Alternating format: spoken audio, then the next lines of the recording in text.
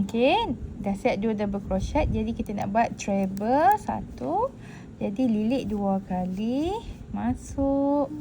Tapak yang sama ya, keluar. Keluar 2. Keluar 2 dan keluar 2. Okey. Macam biasa treble pun kita tanda dia. Okey. Tapi kalau setakat nak buat 2 baris, tak payah tanda lah. Kecuali kita tanda yang pemula dia tadi. Yang bucu-bucu tu tak payahlah tanda Okey. Kalau nak buat 2 baris, kalau nak buat 3 baris dan ke atas, silalah tanda setiap treble tu. Okey. Lepas tu macam biasa, on top of setiap double crochet ni letaklah 1 double crochet. Tapi kita tak set lagi kita baru ada 3. 1, 2, 3. Jadi kita buat lagi 2 double crochet. Saya pun terlupa dah. 1, 2. Barulah cukup sifatnya. Okey, jadi setiap ni letak 1. 1 double crochet, 2 double crochet, 3. Ni masuk ke celah ni. 3 double crochet. Okey, jumpa balik treble, bucu. Buatlah 2. Okey. Buat 2 kan, buat 5. 2 double crochet, 1, 2. Lepas tu treble. Okey, buka. Buka nak buat treble Sekejap. Benang saya nak kena keluarkan sekejap. Okey. Okey, treble. Lilit 2, masuk, keluar.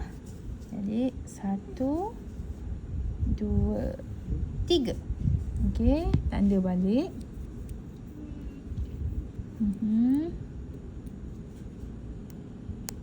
Okey. Lepas tu lagi 2. Jadi 1. Terkait pula dah. 2. Ni sebab bila baru memang kita kena nak mudah gunalah stitch marker. Senang. Tak menggagau-gagau nak cari mana kita nak buat Okey. Bila kita jumpa stitch ni yang terakhir tadi. Ni kita pergi bucu yang terakhir. Cuba tengok. Setiap satu ni hanya ada 1 saja kan. Jadi ada 1, 2. Jangan buat lebih Jadinya sekejap.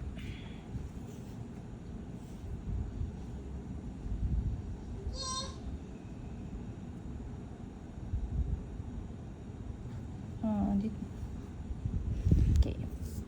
Jadi ni kita akan buat ni ingat ni 1, ini 2. Yang ini jangan yang ni tapak ni tak ada kaitan, jangan buat Okey. Jadi double crochet 1 dan double crochet yang kedua. Sama juga macam biasa. Okey, tengok baris kedua Lepas kita dah buat 2 double crochet tu, lepas tu on top of ni kita akan buat slip stitch titik tu. Kita buat slip stitch. Okey. Slip stitch masuk kat sini. Ni. Jadi kita pun tak payahlah mencari-cari nanti pening tengok. Okey.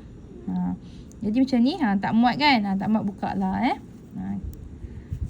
Okey. Tak muat buka. Okey, masukkan. Kalau susah nak masuk tak apa, guna kuku pun boleh Tarik yang 1, lepas tu masuk, tolak lagi 1. Okey, ada 3. Okey.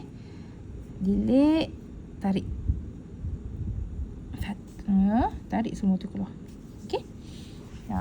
Kalau nak buat 2 baris sahaja, okey, buatlah 1 chain macam ni.